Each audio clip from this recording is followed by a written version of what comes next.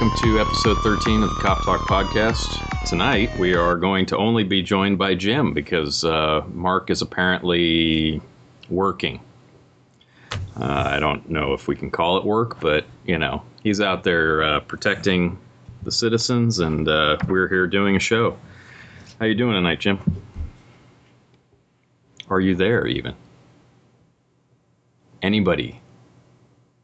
Earth to Jim. Dude, it's like one of those Verizon commercials, huh? Where the dude talks for 20 seconds. Just most checking. drop calls. All right, sorry. It was so quiet that it was odd for you. Nice change of pace, huh? I think the listeners will like that. Yeah, well, you know, anytime we can get rid of Mark and then talk crap about him, I think it's a good thing. Yeah, I think he's working overtime tonight. It's a big graduation week. Oh. A lot of the schools are having graduation ceremonies. And being that Mark's a kitty cop and not a real cop, you know, we can unload on him tonight. Do you think he listens to the show? You think he's going to hear that? Because I don't know. He might drive over and... Mark Lambert to the principal's office. Well, hey, no running in the hall. I'm looking for a topic for tonight, and since I don't know. I mean, we got a couple different options here. We could do drive-by shootings and gang activity, which is pretty much what's gonna happen to you. So MAT. MAT. Let's talk about MAT. MAT. Mark's a tool. Oh, got it. Yeah. So we could do drunk driving, since that's something that you did. Nah. You know what? That only affects a small percentage of the population. I think we should talk about stuff that everyone is going to have an interest in listening to. And you know why I'm bringing this up, Brent? No, why? Jim, why are you bringing this up? No, Jim. Why are you bringing this up? A buddy of mine posted a little blurb on Facebook saying, "Get ready to start laying out cash for cell phone tickets," because a couple of weeks ago we talked about, you know, different driving violations and how they're very expensive. Yes. And now even more so because of the budget crunch that the state's in, and the counties and cities have taken that to a survival level to where they've pretty much taken any discretion away. You know, I learned in the academy a long time ago, and yes, you know, that was a long time ago, that, you know, you got discretion, and sometimes a warning goes a lot further than writing a ticket. And I learned that if you're going to give a lecture, don't write a ticket, and you give the guy the option. And if you're going to give a lecture, you can friggin' lay into him, you know, within guidelines. But if you're going to write a ticket, I'd much rather have a ticket than a lecture in many cases, I got to tell you. Well, it depends on the lecture. Oh, well, that's true too. Yeah. Depends on the lecture and how low you want to feel. But but on the other hand, if you are going to write a citation, you know, keep the verbal communication exchange down to a minimum and just take care of business and write the ticket. So I've always been one to kind of lean more towards trying to point out what people have done wrong and how dangerous it is, and making them feel 2 feet tall. And I think that sticks with them. I had a lot of cops when I was a kid growing up driving like a maniac that made a big impression on me, and it didn't always have to be in the form of a ticket, you know.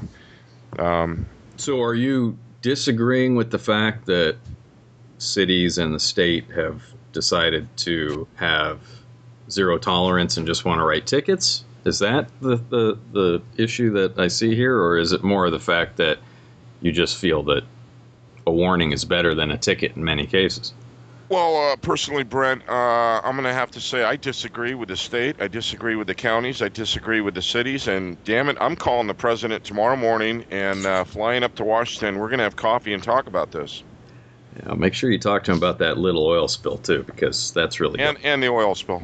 But yeah. The bottom line is, you know, people work hard. I still hear, you know, the economy, you know, is in friggin' turmoil, and people are losing their houses, and, you know, things haven't gotten very much better. Well, if you want to make a $400 or $500 contribution to your local county, then drive like an idiot. You know, it's simple mathematics. If you're doing the speed limit or 5 miles an hour or thereabouts, you know, you're going to be cool. You're not going to get cited. But, you know, that's one thing I want to talk about is some of the things that I look for when I'm working the street, whether it's on the water or on the street, as far as violations. And I think every officer has his own personal pet peeves of what he really targets as something that bothers him, Right. whether it's unsafe or whatever. And, mine, speeding is speeding. People are always going to do it. And one by one, they're going to get tickets and their insurance rates are going to get jacked. And pretty soon they're going to wish that they hadn't been, because those tickets are very, very expensive. But I also look at a lot of other things like, my personal pet peeve is tailgating, and this happened to a very good friend of mine just recently. His daughter was driving his Mustang his vintage Mustang that he's been building for a year, and he wanted to surprise his daughter at graduation and give it to her. And she had been driving it for about a month or so, and going to school. I think it was the last week of school. It wasn't her fault, but another kid in a Mustang made an abrupt lane change and didn't notice that traffic had stopped right in front of him. And unfortunately, my friend's daughter rear-ended the Mustang that had cut in front of her and then stopped suddenly. But the fault is always going to roll back to the person in the back of the pack for following too closely. And you have to anticipate that something's going to happen in front of you, whether it's a kid runs out in front of you, chasing a ball or a pet or an animal or a car making an unsafe lane change. You've got it. I mean, it's crucial that you give yourself enough room between the car ahead of you to be able to stop. But I see it countlessly during commute hours and, in the morning and the afternoon, and even during the day, people riding the bumper like 5 feet off the car ahead of them doing 45, 50 miles an hour. And that's a righteous ticket that I don't feel guilty writing at all, and it's expensive. No, I think my first accident I ever got into was a rear ender because I was young and dumb and thought I could stop faster than I could see, and obviously that didn't work out so good. Yeah, and especially when the conditions change, the streets get wet. If it's raining, if it's inclement weather, if it's foggy, the sun's shining in your eyes in the afternoon. You've got to take steps to even be more heads up. But if you like your car and you like cheap insurance rates, and you don't want to end up going to traffic court trying to plead your case or spending a 10-hour day in a traffic school for a ticket that you got, then you got to smarten up a little bit. Yeah, and I mean, even now it's what you have to do timed online traffic school, but they actually make you sit there in front of the computer for an hour or whatever it is, or 8 hours or whatever that number is, so that you can get in that amount of time. Yeah, I don't know how that works. I had to go to traffic school when I was young, and it was the most boring, longest day of my life. And this guy had zero personality, talked in a monotone, kind of like Mark, Yeah. and just drug the day out to where, dude, it was painful, and you did not ever want to go back. And now they've got comedy traffic school and meet a date traffic school and look at the clown traffic school and become a entrepreneur traffic school. And it's a joke. You go there and the last thing on your mind is thinking about how unsafe you were driving your car. But the bottom line is the worst case scenario for these mistakes ends up being a roadside cross on the roadside shoulder. I just took a drive on Highway 12. I had to go through Rio Vista to get to Sassoon City, and I saw so many people. One thing is you'll be driving along, you'll see cars approaching you from the opposite direction, getting closer, closer, and closer. And then there's always that one idiot that wants to pass you to get ahead of you, only to end up behind, tailgating the car that's, 100 yards ahead of you. I mean, he made no ground up whatsoever, but the cars approaching had to slam on their brakes to avoid a horrendous head-on collision. And it's like, those are the guys I just want to rip out of the car and strangle. But unsafe passing, especially on highways, I mean, you've got to be extra careful. And following too closely, speeding, rolling stop signs. We talked briefly last week or the week before about the biggest excuse we hear. It was yellow when I entered, and it was like half the time it ain't yellow when the person enters. The officer sitting with cross traffic and the signal light's green in his direction, and some dude blows through the intersection, it's not yellow in his direction. He's wishing it was yellow. Right. But, and that's how those bad crashes. Well, or you're just not paying attention at all and you don't really know what it was. And there you go. Which is really not very difficult to not know what you're doing today with all the distractions that we have in modern cars. No. I mean, I've got at least 15, 20 things to do in my pickup truck other than drive. So, right. Between music and iPod and 14 other things and, doing my makeup. But, other than that, shaving. I'm just going to let that go right on by. Reading the newspaper. Fully But for open. those of you that missed it, Brent apparently wears makeup. Hey, it's cool. I'm cool with it. So, I mean, I don't know how many people I pass on a, daily basis reading a book or having a newspaper fully open in front of them or shaving or doing makeup it goes across the board. And I guess the question is I don't know how long those people think they're going to get away with that until something, extraordinary happens. Mark brought it up last week, and it's the key to every mistake that people make. They never think it's going to happen to them. And whether it's someone breaking into their garage because they left the garage door open and no one had to break into it at all, they just walked in and took whatever they wanted, or getting into a car crash or something worse, it's always you think it won't happen to you, but it can happen to you, and it does, and it's just a matter of time. And it's almost like that rule for motorcycles. They say there's two types of cyclists on the road, those that have been down and those that are going down, and that's almost 99.9% accurate. Well, it's the same thing with driving like a moron. If you drive like a moron, there's two types of drivers, those that have gotten tickets and those that are going to get tickets or right. more tickets. Well, the fact is, overall, handing out tickets is not hard. I mean, you pull onto any freeway out there and you have 100 tickets right in front of you. So yeah, and what I'm talking about has been mainly moving violations that are points on your license that get real pricey with your insurance. But dude, there are literally hundreds of violations in the vehicle code for non-moving violations, like tinted windows or expired registration or no front plate or just the list, no side view mirror. The list just goes on and on. And right. Even in some of those, I have my pet peeves. We talked about tinted windows, and there's nothing I hate worse at night than going up on a car that's got tinted windows where I can't see the occupants. And when I'm at the trunk panel, I'll tell the driver, roll down all four windows. And I don't care if it's a 50-mile-an-hour north wind. I'm going to see who's in that back seat and where their hands are before I walk up on the driver. Right. And then no front plate. Some people think it's cool not to have a front plate on their car, and as petty as it is, I don't look at it as being a requirement as a state, to have two plates on your vehicle. I look at it as, if I'm looking for a car that just did an armed robbery at a bank and it's fleeing out of town and it's a green BMW, I want to be able to look at the plate and say, okay, that's not it. I don't have to turn around real quick and waste time, stopping the wrong car.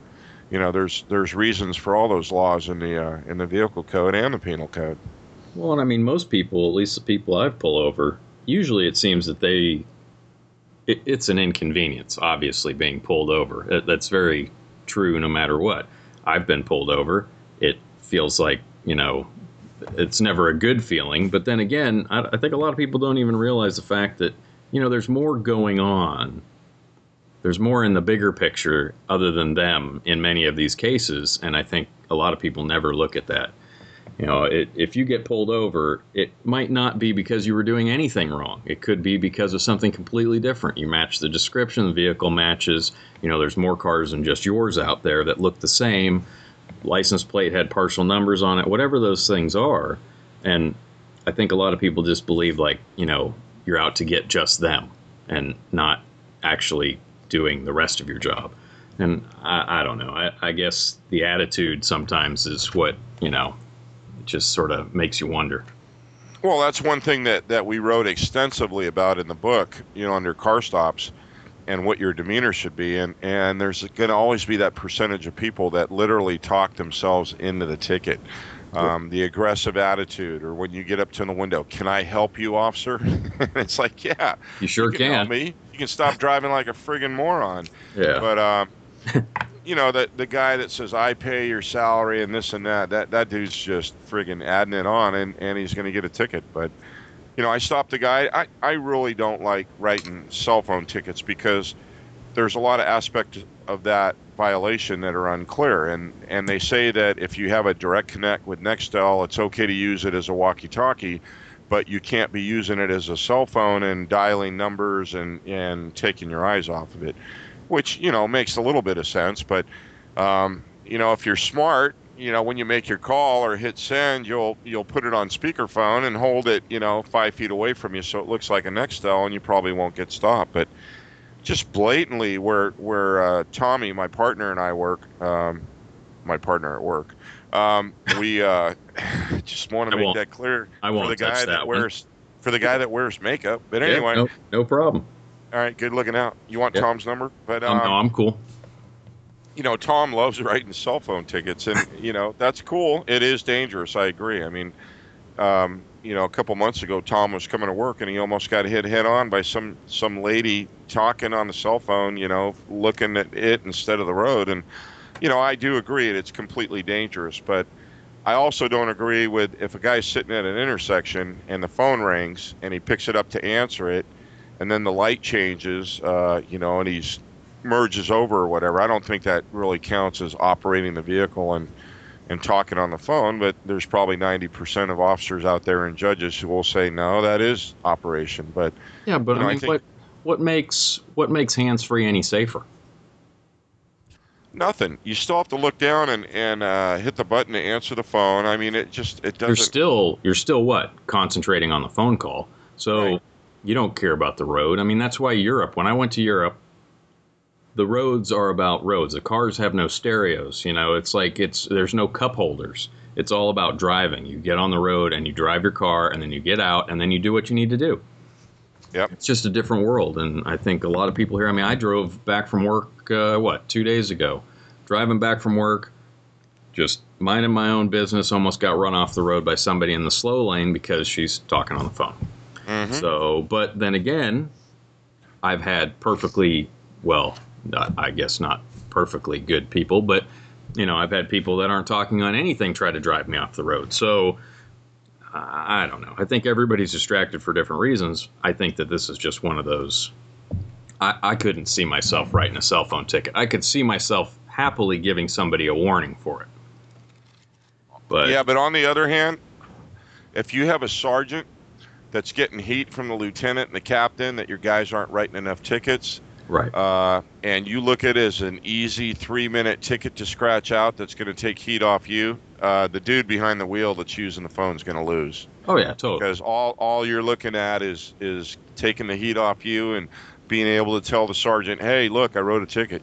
Gee golly gosh. And it's also a rule. I mean, it's one of the laws that was passed by the citizens of this state and many others that say that it's okay to give me a ticket for that. And right. I guess, it's not like somebody just made that crap up and then, put it out there. It was voted on. Yes, it was. So I guess part of it makes me go, well, you probably should read what you're voting for I love my reaction to you'll pay my salary. I just hand them a quarter and say, there's your portion. Because, especially me as a reserve who works for free. It's, okay. Here's your quarter. Here's your ticket, and have a nice night. So, yeah, I have a little, obviously, I have a different view of this because A, I don't get paid to go to court, and B, I have the ability to write tickets or not write tickets in a much more casual fashion than you, I would assume. Yeah. So, on the flip side of that, though, there's certain things that a ticket is well worth because hopefully it sinks in a little bit deeper. But then again, you ticket a lot of people on the water, and I would assume, do you think those people are going to get the clue? I kind of debate that with my sergeant all the time, and a lot of times, people are just uninformed out on the water.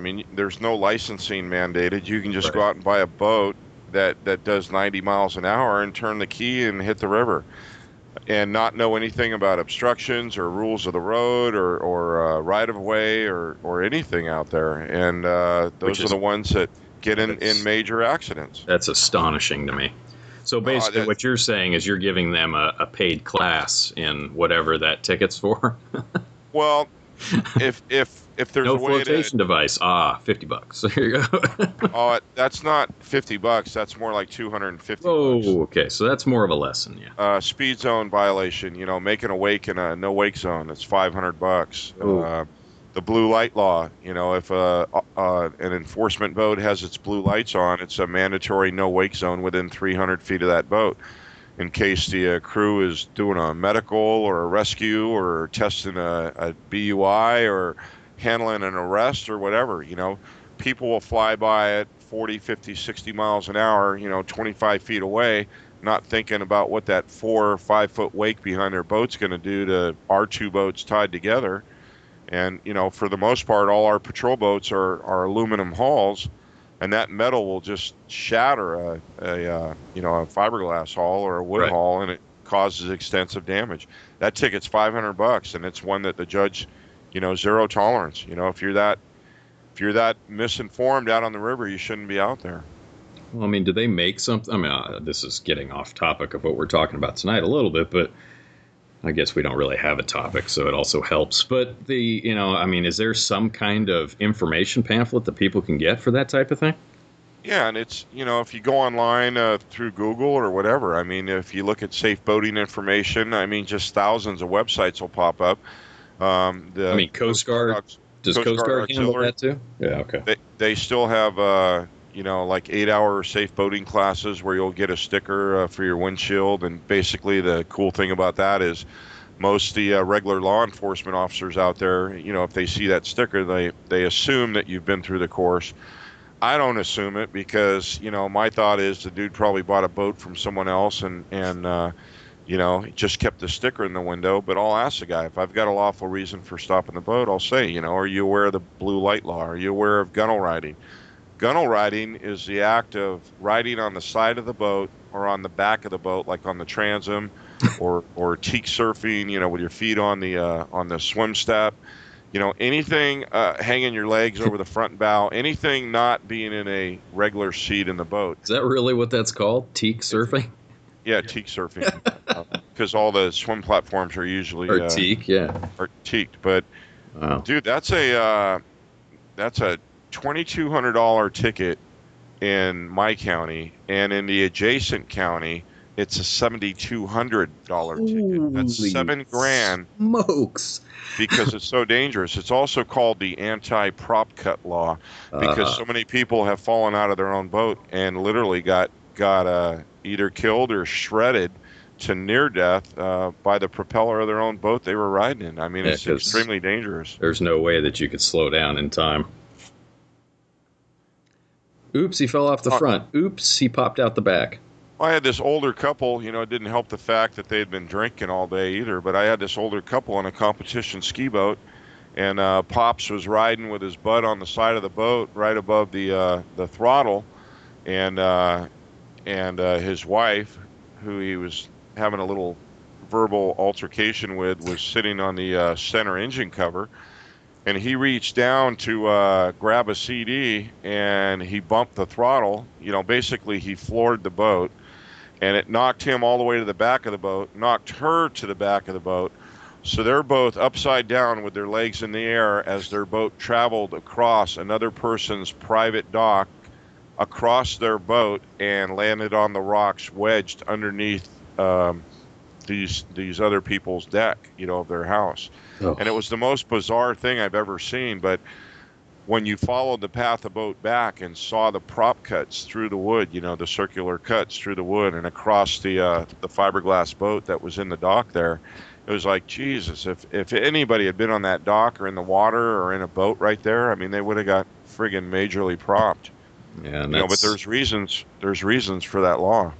Yeah, that's crazy. I've seen weird accidents, but that one might win. Oh, that was I think I have pictures of that somewhere. I should put it on the site. But what started all this was my buddy Pete, who was given a warning out. Almost the way it was written, it was like he got that $250 cell phone ticket, which is, as he announced, soon going up to $500 in certain parts of the state. So if you're really smart, and I don't like Bluetooth because mine I can hardly hear. It's low quality, even though I thought it was a good one that I was getting. Some of them are really good, but if you're going to use a Bluetooth, you need to use it. It can't be at your house charging, or you've got to use it, or you're going to get that $500 ticket. Otherwise, I mean, what did we do before cell phones? You went to a payphone if your pager went off, and you put a quarter in and you dialed the payphone. Now, granted, I haven't seen anyone use a payphone in about 6 years now, but there's nothing saying that you have to put yourself in the position of talking on the phone while you're driving. Just pull over to the shoulder, signal, pull over, stop, and you could have a 3-hour conversation. But realtors and attorneys and people that are on the go and investors, where time is everything, they're going to look at it as, well, I don't have time to pull over and talk. Well, then you shouldn't have time to answer the phone. Well, life these days is always rush, rush, rush, get too much stuff done in a day and multitask throughout your entire day. Well, that's when everything goes wrong, and if everyone just slowed down a little bit in life, I think it'd be a lot safer. It's, and we have a saying on the boats in our unit, slow is pro. And you don't have to bust through, docking your boat or making an approach to a suspect boat in a hurry. Slow is pro. You're never going to crash. You're never going to cause any damage. It's safe. Well, it's the same thing in going through life. Slow is pro. If you're raising your kids, slow is pro. Don't rush it, because they're going to grow up. You're going to miss every minute you missed out on from rushing.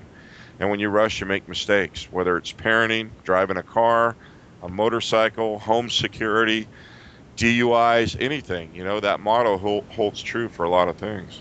Yeah, well, I think in general that's probably a pretty good rule. I probably need to do that myself. Well, I mean, not directly and say that, but Brent, you should probably do that yourself. Yeah, well, I work too much, so I mean, I guess the makeup and the cross-dressing, it really has to stop. I never said cross-dressing. I did say. I think I heard you say that. Yeah. So, well, if there's anyone out there who heard Brent say that he admits he's a cross-dresser, please write the show, send an email. We'll send you a book and one of Brent's garments. Oh, great! I've heard that's a really good way to make money online. So I've heard that. Yeah, I've heard that too. I haven't actually experienced it, but so I don't know. Well, maybe here's another thing. Last week we went to a brawl. Yeah, it's a time of year where everyone's going to have a few cold beers, especially with the hot weather coming. And is that like code word for party? Yeah, brawl. But brawl, yes. Yeah. In your case, it's bra, but anyway. Oh, thanks. But and I thought I missed Mark. You started it, dude. Yeah. But it's funny because when you and me and Mark were growing up, it was a whole different era, and you'd hop on a ski boat, you'd go out and have fun, and you'd meet girls, and you'd live happily ever after. And now all people want to do is show off that their boat's better than the boat next to them, and their stereo's louder than the next stereo to theirs. And if you look at somebody cross-eyed the wrong way, then friggin' bam, and you've got your girlfriend wearing a thong out at Ski Beach, and some guy walking by makes a comment like which any probably normal guy is going to do. And then the boyfriend's rushing to the rescue, challenging the other dude to fight. And it's like everyone wants to fight. And you hear the scanner. I mean, you just worked a large event in our county. Everyone wants to fight. Everyone gets a heat on, and then they want to fight. They want to prove that they're the biggest, baddest in the world. Yep. And it's like no one really remembers how to have fun anymore, or how to meet people, or how to make friends. It's all, everything's just a big showdown, or it's attitude. And for some people, those 4 or 5 beers are gonna be costly, because if you make the wrong move and challenge anyone to fight, which is against the law in itself, and follow through with it by laying your hands on anybody for any reason whatsoever, you're going to get hooked for assault and battery. It's a misdemeanor charge, but our feeling on that is if you're going to act like a friggin' moron and not be able to play with all the other children, then we're going to put your butt in room number 9 down at the county jail, and you can sit there all night with the smelliest people in the world. Man, that is no kidding. That's pretty accurate. That brought back bad memories. Oh, horrible memories. And I just worked there. I didn't even have to sit in the room. You know what's disgusting is everyone that gets booked, rarely did you ever come across somebody that took their mother's advice to always wear clean underwear in case you're involved in an accident. Because, oh my God. Yeah, that, we don't need to talk about this anymore. No. it's just... No, but whether it's out on the water or the downtown bar, where you and I used to work, every Friday and Saturday night, you'd count on a big friggin' college kid brawl from people not being able to get along. And it's 9 times out of 10, it's the alcohol talking and the alcohol making you act like a fool, and you're going to pay the price. Yeah, well, I think society today is all about possessions, too. I mean, it has a lot to do with what you own, not who you are. I think, in many cases, people are out there to show off the cool new stuff that they have versus, common sense. So, if you're going to show off whatever that thing is, if it's a car, I mean, you see it every day. I have no problem with cars that are cool, but when you're doing 14 miles an hour in the fast lane on the freeway trying to show it to me, that's a problem. And those, I personally love car offenses, where people think they can get away with murder on souped up different cars because I'm a car guy. So, yep. I appreciate those laws, but then again, I don't like some of them, but people think they can get away with anything and do anything in today's society. And I don't know why. I don't know where that changed. I mean, when I was growing up and my parents taught me to do things a certain way, they taught me the right way. And I think it goes back to, what you wrote about pretty extensively is, where have all the parents gone, and where has that person gone that smacks the crud out of you when you do something wrong to hopefully set you back on the right path. I mean, if you go out and act, I cannot tell you how many idiots we dealt with in that 3-day period at the event I did. I mean, and on every level, from parking to straight up, getting into brawls on about the stupidest things in the world. And it's like, okay, I'm glad there's, 50 cops here to babysit you. Because you don't actually know how to get along in today's, world. Yep. I don't get it. Part of me just scratches my head and goes, what? No, that's one thing is wrong with that's one thing that my mom and dad really stressed upon us is, you treat people with the respect that you want in return. And if you act like a little, moron, you're going to get friggin' treated like a moron. And it's the same when dealing with the cops. Mark and I grew up in Oakland, and we were taught at a young age, you respect the people who under any circumstances would lay down their life to protect you. And, it's a very honorable profession. And somewhere down the line, that hasn't been passed on to other generations because you look at certain areas of the county where, you deal with that youth group of, 15 to 20 or 22. And, there's no respect for talking to a cop. It's like they're talking to one of the homies and one of the homies that they don't like, and it's like, dude, you're going to lose. You can't win, and they just don't get it. Yeah. And you had a taste of that at the event you worked from what you told me. Oh yeah. No, I every time I go out, there's something. I mean, it's like, I wish there was a rule where we could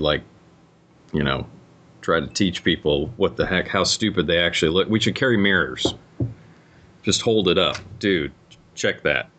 I don't know what you're thinking, but, in the real world, people don't act like that. Right. So, and I think it's because, they think that they're all that. I mean, we had like 14 fights on our last night at that event, and they were all because of 2 things: beer and women. That's it. Yep. And it's like, just because one guy didn't like the way the other guy was looking at somebody that he just met, and it's like, hello, okay, and now why are you bloody? and she's laughing, and you're going to jail. I don't know. What are we in third grade? Apparently. I don't even know if we made it to third grade.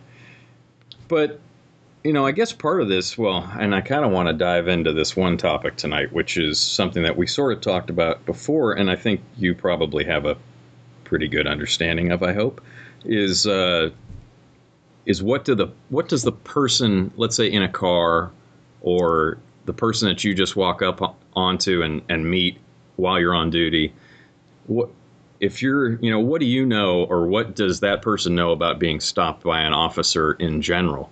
Should they expect something? Do they know what's going through our minds? And I think a lot of that time, I'd say 90% of the time or 100% of the time, they don't have a clue. But then again, that's why we wrote the book, right? So we wrote the book to try to educate people as to why cops do what they do, and why certain times you're going to get an attitude and other times you're not. And it has to do with how how you act and all that. There's a whole chapter about this that we go into this. And we got about, another 20 minutes in the show. Maybe we could just dive into a couple of these topics on that and sort of just round out this is it's almost like a rap session. So, let's see what we can do to sort of try to educate people on maybe the, 5 top key points as to what they should know about being stopped by an officer or a deputy. Well, I'm certainly not going to talk for other cops. I'm just going to talk for how I view that personally. And I wish Mark were here because he might have a little different view than I do. But and we can have him chime in next week when he's back and sort of give his opinion on what. I would assume it's different. Well, I've worked with a lot of different people, and it's literally different for every single person I've ever worked with.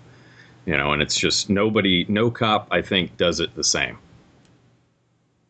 No, they don't. And maybe a general outline is correct, but you look at where Mark's at tonight, and 15 years ago, the last thing that you would ever focus your attention on is a graduation night at a high school, thinking about how many people have guns out there and how quickly a major incident could fire off over attitude and drugs or whatever. But that's what the focus is these days. Which is where the focus, in my opinion, shouldn't have to be. No, it shouldn't have to be, but it is. And guns are so prevalent on the street. That's what's in my mind every time I approach a car, whether it's a clean car, a dirty car, a young driver, a 90-year-old lady. It doesn't matter to me. I assume that there's a gun in every car. Right. Well, I could tell you right now from the event I did and watching the security work at the event and watching what could get through those metal detectors, I pretty much assumed everybody was armed with like a tank, because I think they could have snuck anything through there, even if you weren't trying. So, and I really think that I would agree 100%. I believe and I guess that, I don't know if that's a level of paranoia. I think that's just a level of personal safety and wanting to go home at the end of the night. I think it is personal safety. Now, I wasn't there this year, but were we manning the those security gates, or was it private security? Private security. So that's another thing, and nothing against private security, but most of the run-ins I've had with private security, and there are many top-notch professional guys right on the verge of being cops, top-level security companies. But on the other hand, there's just as many fly-by-night jokers who aren't certified, have violations from the state. Half the guys that work for them I recognize from being in the jail when I was, working the county jail. And it's like, what are you doing? Oh, I turned around, Lambert. Now I'm on your side. It's like, no, you ain't, dude. If you can't beat them, join them, man. Yeah, and then funny part, they've got their own little gang driving around, threatening to beat people for, walking through a parking lot after 9 o'clock at night. And, all they've done is... The best part about this, though, is the security, right, at this was told there's one rule when you're doing either a search, a pat down, or metal detecting on somebody. And the rule is you can't touch them. Now, part of me sort of laughs inside. The other part sort of cries a little because it's like, are you kidding me? You're searching people to maintain safety, yet you're not allowed to touch them because you're... No, I heard that can be done because if you get a Sharpie pen and if you paint an eye in the center of both hands, you can very closely pat search a person and actually see what they have. You can't even pat search them. That's the rule because they're worried. They're so worried about a lawsuit because of, improper touchy-feely that is more important than somebody potentially carrying a gun or weapon or whatever inside that event. And that's astonishing to me. And that sadly, that's where our society is, though. Because the first kind of makes me wonder about what Mark's buddy Sheriff Joe would say in Arizona about that. Yeah, I'm pretty sure that the words pat or strip might come to mind. But I don't know. And it's like I see this all the time. It's this balancing of litigation versus safety. And I think there's going to be a point where those two, are really, I think we're there now in many cases, but, the first words out of somebody's mouth, you're going to search me. Well, I'm going to sue you. Okay, well, that's fine. You don't need to come to this event.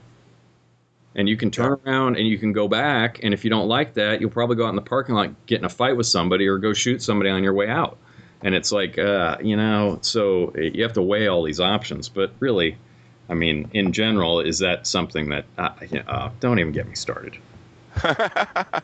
Well, keep it along the lines of, what people should expect if they get stopped. I think for the most part, people should expect that most every officer, because of how violent society is expecting the worst.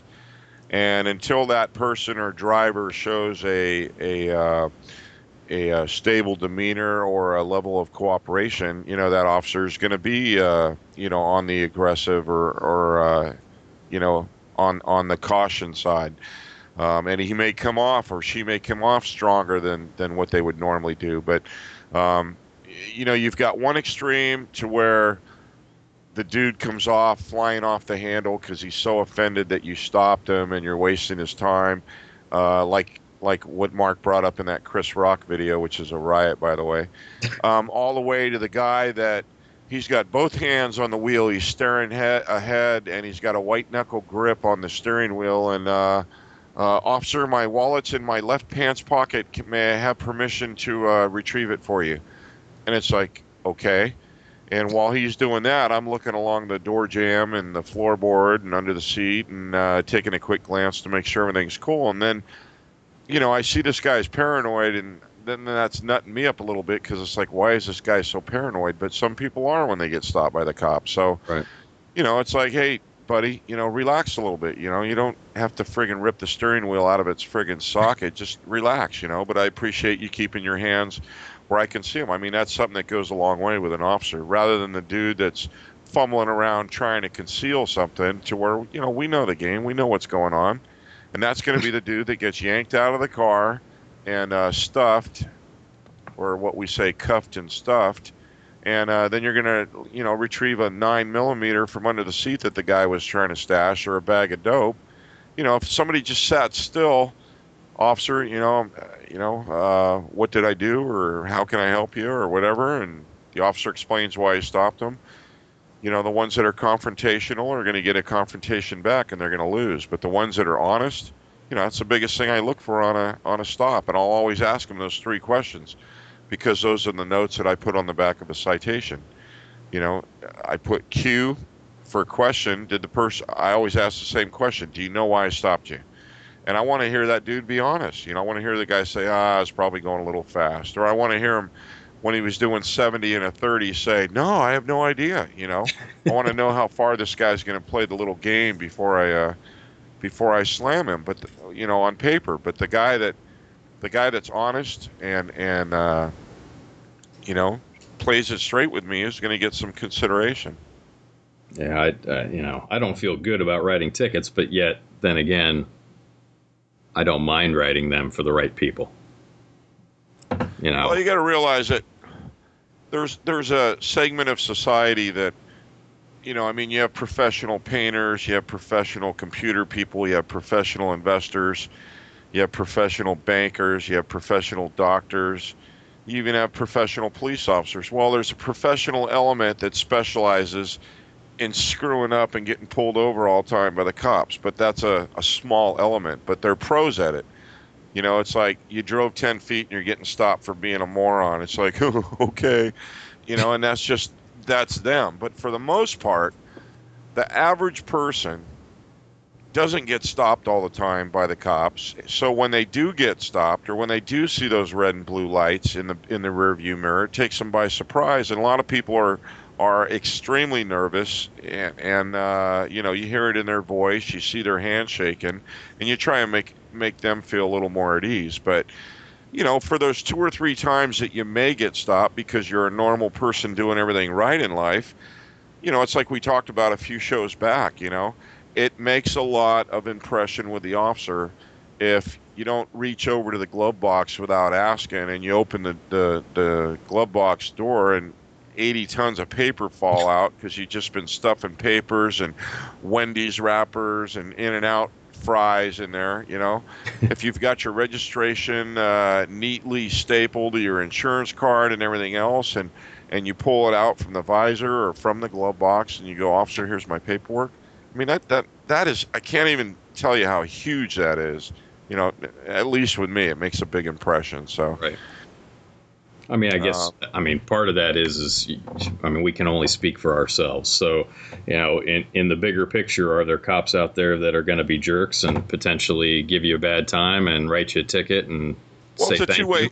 Yeah. It's a two-way street. There's always going to be idiots that we stop, and then it's going to turn us into idiots, and they're going to lose. But there's always going to be cool, innocent drivers going down the road that get stopped by a cop that's having a bad day, or maybe is going through a divorce or money problems, or he's in trouble at work, or he's having the exact same problems that other person's having that day. Yeah. Because in the end, cops are just people. They're just people. Yeah. And they have the same problems that everybody else does. What teenage kids running amok, or problems, it's no different. But you got to stay focused when you're at work, and if you let your attitude get in the way, you're going to cause yourself a bunch of grief as an officer. But people have a recourse. If they're a driver and they get stopped by someone that's unreasonable, they have a recourse, and that's to call the police department and say, "Listen, I'd like to talk to a supervisor. I was stopped by an officer. I felt he was overly aggressive and out of line, and I don't think it's right. And I'm not making a formal complaint, but I want to let you know." The person that comes off like that is given a lot more validity than the guy that rants and raves. "The officer said he was going to shoot me. He called me this like 18 times and blah, blah, blah." Something's so far off the hook. Unless the dude's got a video of it, yeah, okay, dude, it ain't going nowhere. But the person that gets stopped that feels like they've been dissed definitely has a right to call the supervisor and to either just notify the supervisor of maybe an officer's misconduct or alleged misconduct, or B, making a formal internal affairs complaint. And keeping it real, most cops keep themselves in check. They keep their emotions in check because they don't want to go through that hassle. It's a pain in the butt. And, I've been around 25 years. I've only been in IA for, less than 24. The 5 fingers on one hand. Yeah, thanks, Brent. Can't wait to get back and tell the department you're a cross-dresser wearing makeup. Hey, anyway. It's cool. It's modern society. They can't do nothing about that. Oh, I think they can. But anyway. I keep things real, and like I started to say, I always ask a driver 3 things to kind of determine, what kind of cooperation I'm going to get on this stop. Do you know why I stopped you? And they usually say, yeah, I was probably going a little fast. Then I'll ask them, do you know how fast you were going? And the dude that was doing 70 that I just clocked on radar, if he says, 35 or 40, then I'm going to go, that ain't going to work. And then they'll go, maybe 65. And that's more realistic. And then the last question I ask them is, do you know what the speed limit is? Do you know what the posted speed limit is? And I'll either get no, or they tell me, or I get the biggest excuse, well, I'm not from around here. And my advice to people who are driving in newer foreign areas, all the more reason to pay attention to those signs and know where you're going, because the cop that writes you a ticket is going to figure, you know what? This dude lives way down in LA. He ain't coming up here for traffic court to fight this case, so I'm writing the ticket. So 9 times out of 10, you're going to lose that one. But my biggest argument is, if you don't know an area or what the streets are, or what the signs are, or where a stop sign is, all the more reason to slow down and drive more responsibly. You're not going to blast through a neighborhood that's got four-way intersections all the way through it and use the excuse, well, I didn't know where the stop signs were. I'm not from the area. Well, it's like, hey, dude, they're all painted red with white lettering throughout the state. Yeah, you're bad. common sense dictates you drive slower. Yeah, exactly. Yeah, so But, getting through that car stop, when I approach the car, I'd like to see the hands on the wheel, or at least in plain sight, not fidgeting around. If I ask them questions, I'd like honesty and civil conversation, not someone getting all defensive or telling me how I'm doing police work wrong. And then if I ask for the registration and proof of insurance, for them to say, hey, it's in the glove box, is it okay to get it? And then I know exactly what their intentions are and what they're doing. And, and then I'll make the decision based on, it's almost like a math formula. If someone was driving way out of line and it was an extremely dangerous violation, then regardless of any honesty or having done everything right with registration and insurance stapled together and the right answers and everything, blatantly driving 75 miles an hour in a 30 or 35 is going to kill somebody, and there's no making that right. So, you're getting the ticket. But on the other hand, heck, you're getting a ticket. You might get your car towed. Yeah, that could happen too. If it gets up to a point where it's considered reckless, right? Reckless driving, then you can get your car towed. And that's another thing. If, on the other hand, if a guy does a violation and he's respectful and he does everything right, I may not write the ticket, or if I do write the ticket, it'll be for a non-moving section instead of the running the stop sign, which is originally what I stopped him for. Listen, man, I'm not going to write you for the rolling the stop sign, but I am going to write you for the cracked windshield, and you got to get that taken care of. It's not a moving violation. And by the way, you're driving on a suspended license. I understand they just suspended it 2 weeks ago. You may not be aware of it, but you are aware of it now because I'm telling you. And if you're driving again, you're going to get the car towed for 30 days at your expense. So what I would do is get on that cell phone and have someone come down and get the car, because if I see you leaving from here driving, I'm going to tow the car.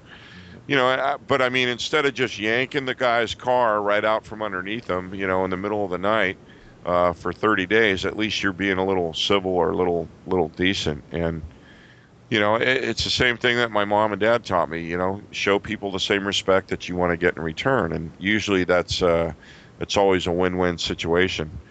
And Mark used a good example last week about the homeless dude that was out panhandling. He helped him out, and I mean, that's the kind of guy that will never forget that. And that one time when you're at a brawl behind a bar and it's two guys against you in the middle of the night, and you can't get to your radio to call for cover, and that homeless dude remembers that you're a pretty decent human being, even though you wear a badge.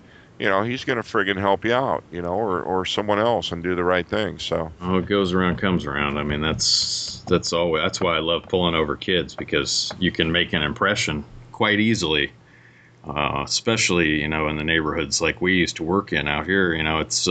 It's easy to make an impression that hopefully sticks for a while in the good kids. Right. Obviously in the bad ones, you're not going to make the proper impression, but, those are the best. Well, what's scary is, now I'm an old dude, but I used to be a young dude, and it's scary how many people write to me and say, you know what, if it wasn't for you, I never would have been a cop, but I love my job, I love every minute, and you were a big role model for me. And I kind of downplay that, but it's kind of cool seeing people that were impressed with what they saw or what they heard, and then went on to become, excellent police officers. It's pretty cool, and one that I know of even ended up being assistant chief down by where you're at. He was a little kid that had a few beers with some buddies one night, and decided to take off running, and then because we thought he was more serious than he was, got to talk to a 130-pound Rottweiler face to face. And I had my choice of either booking him at juvenile hall or taking him home to his parents, and I opted for not booking him. I took him home, and I was very civil with him, and I was civil with the parents, and that actually started kind of a cool friendship, or a mutual friendship. And I'd stop by from time to time to see how the kid was doing, because he was kind of in that stage where he was having some conflicts with mom and dad. And the dude went on to be just an exceptional motor officer, police officer, patrol officer, involved in several shootings, in a very active police department on the other end of the county. And then he came back to the sheriff's office, and I said earlier where he's at, assistant chief, in one of the contract cities. And I'm very proud of him. He'll always be a good friend of mine. And it all started from that night where I yelled stop. He didn't. I had to chase him down, but he was respectful, made an impression on me, and it's lasted 25 years. Well, you can always make a mistake, and then you can always potentially fix that mistake. In most cases, it's just, some people decide not to. Well, that's, that's the bottom line right there in wrapping up car stops. Even if the dude, I said it's kind of like a math formula, but, if the dude gets stopped for, a moving violation, and he's polite, respectful, has all his paperwork ready, and everything's good to go, and it wasn't that, big a deal. If I ask him, what's the last time you got a moving violation? And he says, it's been 5 or 6 years. And then I pull up on the computer, and he's had like 9 moving violations in the last 9 weeks. The dude's getting a ticket, and he's probably going to lose his license. So, right. People do make mistakes, and it's kind of a corrective counseling type gig, where, hey, you got a ticket or you got a warning, but you better learn from it and try not to let it happen again, because it's just going to get worse and worse. And those are the people that end up paying horrendous fines, getting their cars towed, and being miserable. Yeah, well, it's interesting. I'm reading through this. This is actually quite an extensive write-up that we do in the book. But the interesting part is there's like a section for stuff you should do, which is like 5 items, and then there's like 6 pages on don'ts. So there's plenty of don'ts in here, I can tell you. Don't stop abruptly in the lane, don't pull over to the left or into the center divider, don't make unexpected movements, which you talked about. But here's one that I think I've had this happen to me, and I'll tell you, this is never good, which is when you pull somebody over and they get out of the car and start walking towards you. And that's, I got to tell you, I did that as a kid once when I got pulled over, and I will never do that ever again. Because I would assume you hit the pavement pretty quick. Well, let's just say that all I was looking at was the end of the gun. So, and it was made very clear to me that was the wrong thing to do. And I said, well, from this point forward, I'll never do that again, because I don't like that end of the gun. Right. So I can thank my local police department right here for doing that to me and making me change my pants. But, don't lie, right? So don't lie is another big one. I hate it when people lie to me, because what? We are professional lie detectors. We're out there every day listening to that BS. And you know what? At a certain point, you just know when people are lying to you. So even if it's a good lie, we'll probably figure it out. So, you give some really good stories in here, especially about the guy that had to go to the ER and a few other issues like that. But I might even post this on the site this week just so people have a look at it.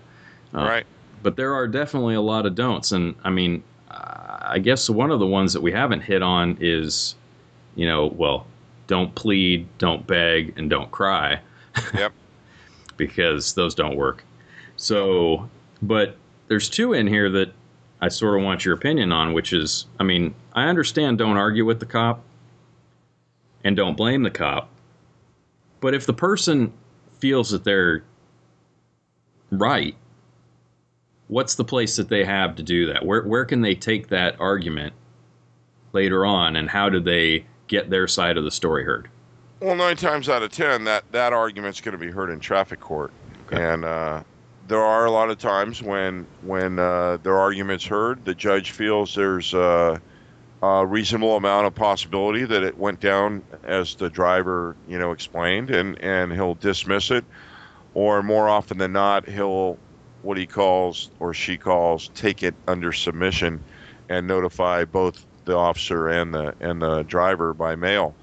Usually he does that so that he's not fronting one person or the other off if it's that close, a dice shake. But usually what that means is the officer, maybe didn't see things as clearly as he thought, and the judge was impressed by what the driver had to say, and he's probably going to rule in his favor. Right.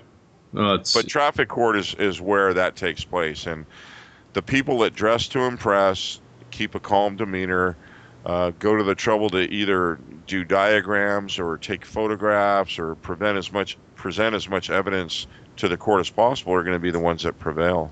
Right. So you pull me over, and the first thing I say out of my mouth is, well, officer, I know the sheriff, the president,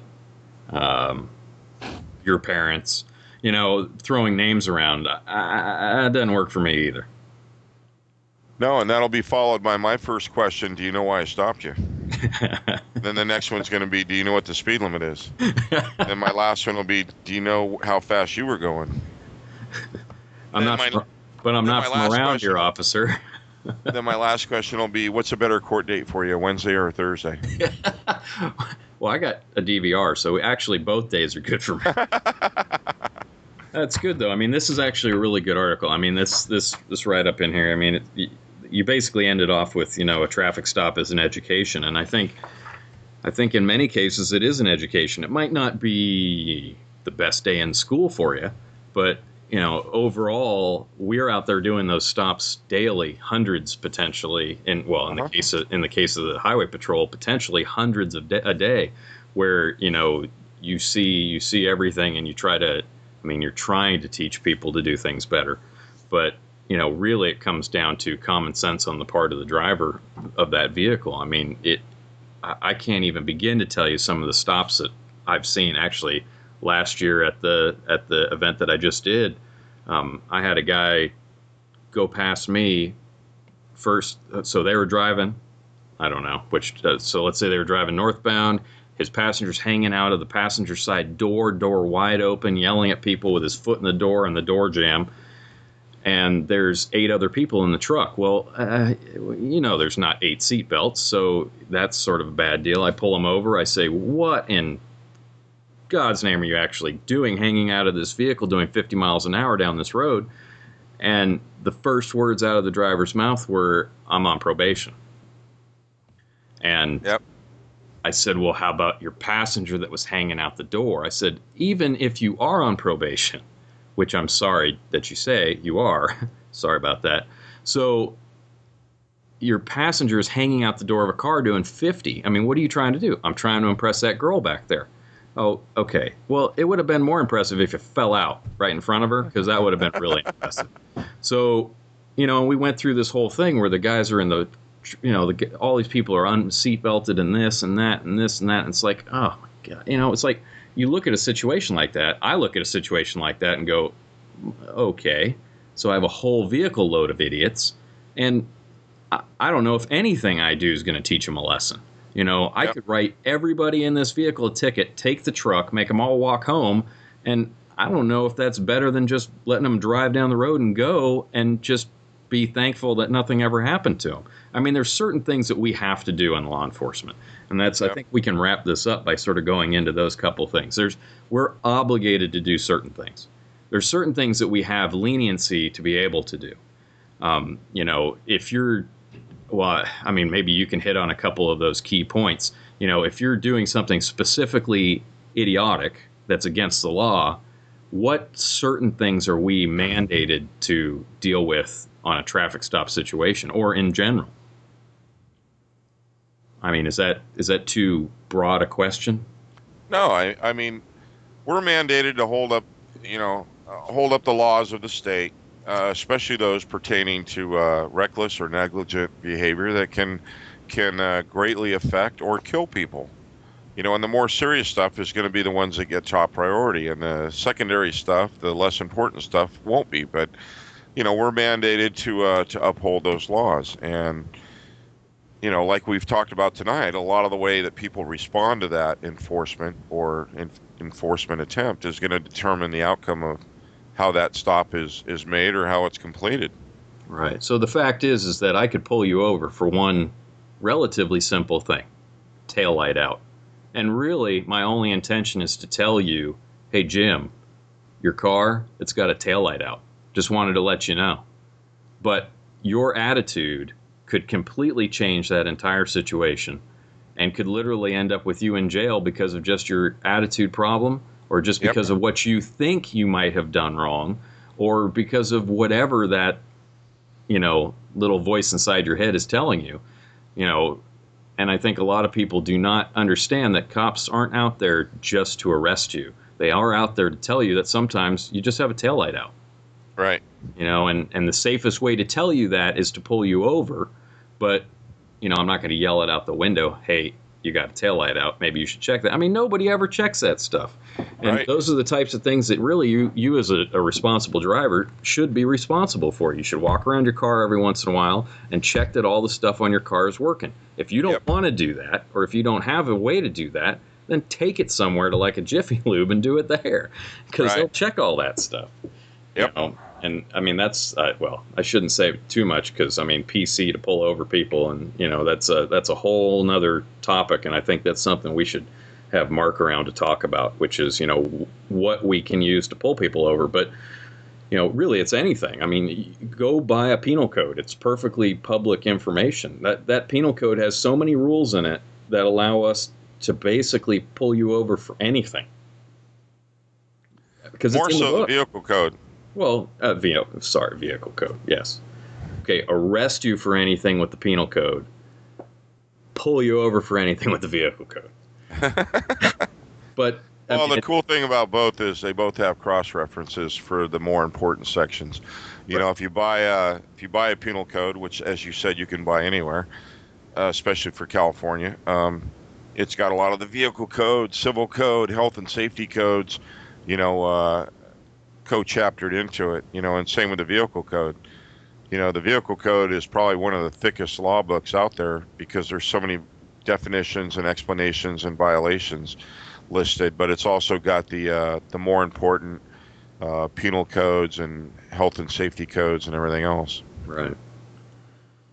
But anyway, I just flashed on the TV, and what's that purple dinosaur that the kids love? Is it Dino or Barney? All you have to do is look at the strap on your underwear. It's Barney. Here, let me look real quick. It is Barney. But I just saw Barney, and it made me think of Mark, and I'm starting to miss him, because he is my It either brother. says Barney or Superman, one of the two. It says Mark Super Kitty Cop. Yeah, that's him. Well, that poor guy's probably got a more of a handful than we do on a normal basis. You know what? I would not want to be where he is right now for nothing. So. I don't. I've been, to events like that, and it's truly amazing.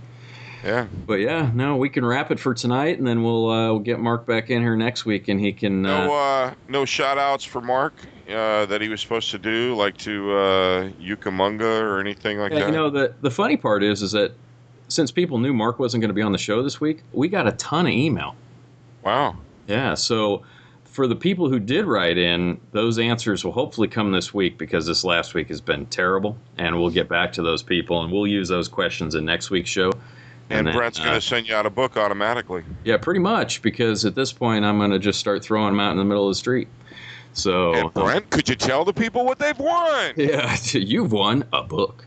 So, how many pages is the book, Brent? Yeah, the book is many pages. It's 288. 288 pages. You can, I have to say that at this point, a lot of those articles and a lot of those stories are on our site at coptalk.info. And I'd say until next week, and when we have our fellow comrade back, Mr. Mark, we'll sign off for now, and we'll see everybody next week. Hey, everyone, be safe out there. And Brent and Mark, you stay safe, too. We'll talk soon. I'm going to try, as long as I stay away from that water. All right, we'll see you next week. Late.